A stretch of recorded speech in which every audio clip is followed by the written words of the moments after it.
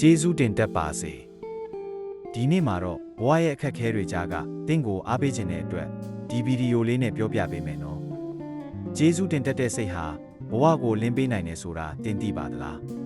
ကျေးဇူးတင်တတ်တဲ့သူတွေဟာပိုပျော်ရွှင်ပြီးခွန်အားရှိကြတယ်လို့လေ့လာချက်တွေကပြောထားပါတယ်ဒီတော့တင့်ကိုခွန်အားဖြစ်စေမဲ့အချက်တချို့ကိုမျှဝေပေးခြင်းပါတယ်ကျေးဇူးတင်တတ်တဲ့စိတ်ကိုမွေးမြူပါနေ့စဉ်ကျေးဇူးတင်စရာအချက်တွေကိုရေးချကြည့်ပါ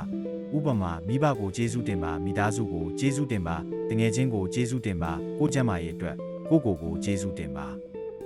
ကိုယ့်ရဲ့အားသာချက်ကိုအာရုံစိုက်ပြီးကိုကျေးဇူးတင်ပါ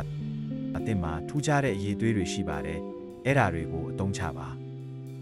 တင်းငယ်အောင်မြင်မှုတွေကိုချီးကျူးပါဒီနေ့တင်လုံးဝခဲ့တဲ့အရာလေးတွေကိုဂုဏ်ယူပါဒီနေ့တာမှာတဝက်လောက်ပဲပြီးမြောက်ရင်တောင်အဲ့ဒီအောင်မြင်မှုအတွက်ကျေးဇူးတင်ပါကျေးဇူးတင်ပါတယ်ဆိုတဲ့စကားဟာတင်ကိုယ်တိုင်ရောသူများကိုပါအားတက်နိုင်ပါတယ်ဒီနေ့ကစပြီးကျေးဇူးတင်တတ်တဲ့အလေးကျင့်ကိုစမ်းကြည့်ပါမိတ်ဆွေ